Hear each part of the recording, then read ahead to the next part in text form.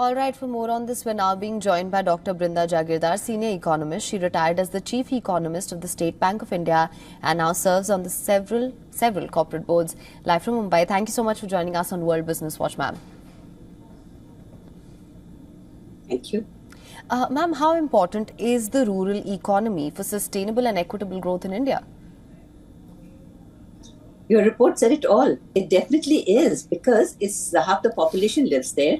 60% of the employment comes from the agriculture sector. Agriculture provides crucial inputs for industry, and industry provides demand for goods from the rural sector. So it's a synergistic relationship, and one cannot grow without the other.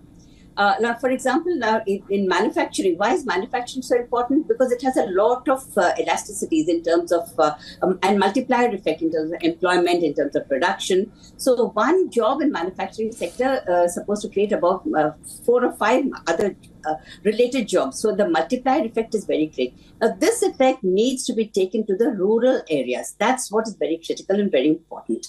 Because like I said, the rural sector is a very critical sector. And in fact, agriculture, we are self-sufficient in food, and we are the largest and second largest producer in several commodities, agricultural commodities. And from a food deficit country, we've now become an exporter of food grains to the world.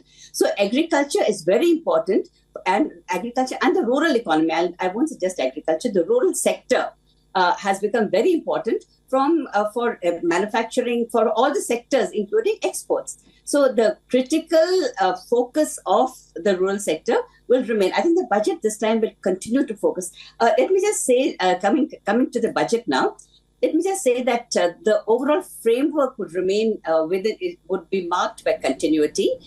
There would be, the whole push would be towards a Viksit Bharat, how to make India a developed country while remaining within the fiscal prudence limit. So now all this cannot happen if you ignore the agriculture sector, if you ignore the rural sector, if you ignore half the population that lives in these areas. So therefore, I feel that in this, and where will this push come from? It will come from, say, infrastructure development, digitization, skill development, renewable energy. So we'll find a lot of focus on these sectors in the budget, I believe, right, which will give a push to the overall economy.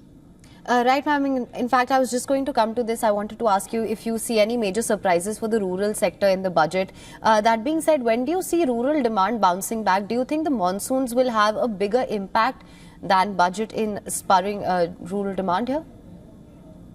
Monsoons have always had a big impact. It's not only this time, because like I said, we depend, I think our irrigated area is not very substantial, and groundwater levels are going down. So the economy depends a lot on the monsoons for irrigation. And we need to really step up our water management. I hope that this time, already there is a step that is focused on water management, but I hope that this time the budget will focus a lot more on water management, soil health, and in giving the correct information to farmers and linking farmers with the markets. This is what is going to really help boost rural demand.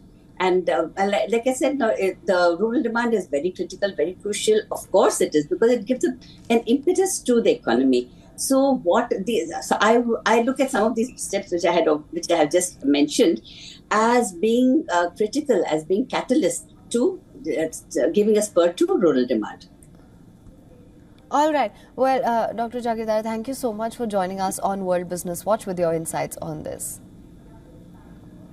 For latest news, download the WION app and subscribe to our YouTube channel.